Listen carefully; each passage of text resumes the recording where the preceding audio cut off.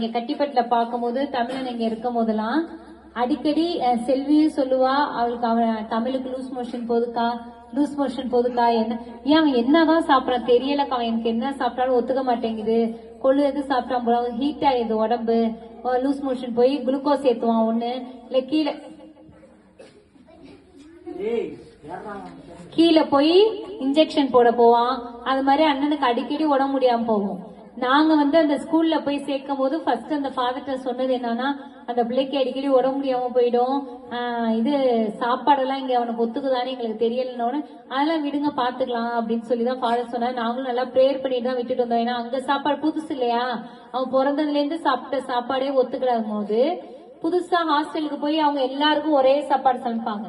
அது அண்ணனுக்கு ஒத்துக்காம இது மாதிரி ஜுரமோ லூஸ் மோஷனோ போயிட்டு இருந்தா யாரு பாப்பா இல்லையா, அங்க உள்ள ஹாஸ்டல்ல உள்ளவங்களை கூட்டிட்டு போய் ஆஸ்பத்திரி போயிட்டு வருவாங்க. அதனால இப்ப என்ன ஆக போகுதுன்னு நினைச்சிட்டு, ஆனா தமிழனுக்காக நாங்க எல்லாரும் எப்பயுமே ப்ரேயர் பண்ணிட்டு தான் இருப்போம். இன்னைக்கு வரைக்கும் அவன் தம்பி விக்னேஷ்க்கு கூட ஜுரம் வந்து அடிக்கடி உடம்பு முடியாம வீட்டுக்கு வந்துடுறான். ஆனா தமிழனை ஆண்டவர் முன்னாடி இருந்ததுக்கு தமிழன் வித்தியாசம் உங்களுக்கு எல்லாம் தெரியுதா? பாத்தியா, அந்த சாப்பாடு ஒரு நோய் கூட வர்றது இல்லையா, இதுதான் சாட்சி. சரியா பாரு, அண்ணன் அதை வேண்டிட்டு தான் டெய்லி சாப்பிடான். அது ஏசப்பா என்ன பண்றாருன்னா, என்ன மாதிரி இருந்தாலும் அவனுக்கு ஹீட் வர சாப்பாடா இருக்கட்டும் எதுவா இவனுக்கா பார்த்தா ஹாஸ்டல்ல சமைப்பாங்க. பாத்தியா, ஹீட்டான சாப்பாடு சாப்பிட்டா அவனுக்கு குளிர்ச்சி ஆயிடும். எவ்வளவு ஒரு அற்புதம் இல்லையா இது? இல்ல இது நாங்களா உங்கள்ட்ட கதை சுத்தி விடுறோமா? அண்ணன் இருக்காங்க இங்க, நீங்க அண்ணன்ட்டே கேளுங்க.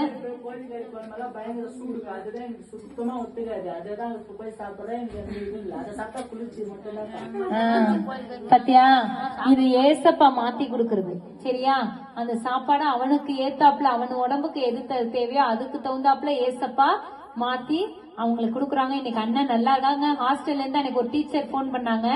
ஏன்னா அவங்க அப்பாவுக்கு டவர் இல்லைங்கிறதுக்காக எனக்கு தான் கால் பண்ணி சொல்லுவாங்க, அவங்க வீட்டுல இதை சொல்லுங்க அதை சொல்லுங்கன்னா அண்ணனும் பண்ணுவான். அந்த டீச்சர் எனக்கு பண்ணும் போது அப்ப அவன் இல்ல, ஆனா அவர் சொல்றாங்க, ஐயோ அருமையான பிள்ளைங்க, அந்த நான் எப்படி இருக்காங்க பிள்ளைங்க, நல்லா படிக்கிறாங்களா, ஏன்னா சார் ஆச்சே அவங்க கிளாஸ் டீச்சர் ஆச்சே, சரி கேட்போம் பிள்ளைங்க எப்படி இருக்காங்கன்னு கேட்டா அந்த தமிழனை பத்தி அவனை பத்தியே ஒரு 1/4 மணி நேரம் சொல்றாரு. அப்ப அவருக்கு இவ்வளவு சந்தோஷத்தை போய் 2 மாசம் தான் ஆகுது.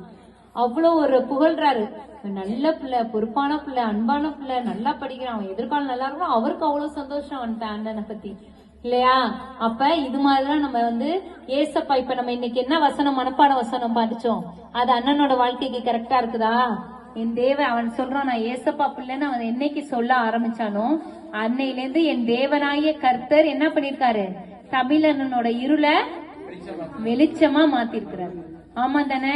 அவன் எப்படிப்பட்ட இருள்ல இந்த கட்டிப்பட்டுல இருந்தாரு, இன்னைக்கு தமிழனை எதுக்கு வந்திருக்காங்க, இருள்ல இருந்து வெளிச்சத்துக்கு வந்திருக்காங்க. இன்னும் அவனோட வாழ்க்கை வெளிச்சமா இருக்கும். அந்த வெளிச்சம் மத்தவங்க எல்லாருக்கும் ஒரு பலன் கொடுக்கும். கண்டிப்பா அவன் அந்த வெளிச்சம் அவனோடய போயிடாது. ஒருத்தவங்கள்ட்ட வெளிச்சம் இருந்ததுன்னா, இப்ப இந்த வெளிச்சம் நம்ம எல்லாருக்கும் எப்படி இருக்கு, வெளிச்சம் இருந்தாதான் நம்ம நடமாட முடியுது.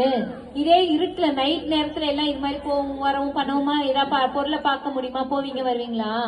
அது மாதிரி நம்ம கிட்ட இருக்கிற அந்த வெளிச்சம் நிச்சயமா எல்லாருக்கும் என்னவா இருக்கும், பயனுள்ளதா இருக்கும். அது மாதிரி தமிழன்னு இந்த இடத்துல ஒரு வெளிச்சமா உங்க மலை மக்களுக்கு விளங்குவாங்க. சரியா? அதுக்காக நீங்களும் தொடர்ந்து உங்க பிரேயர்ல தமிழனுக்காக பிரேயர் பண்ணிக்கணும். சரியா? சரி.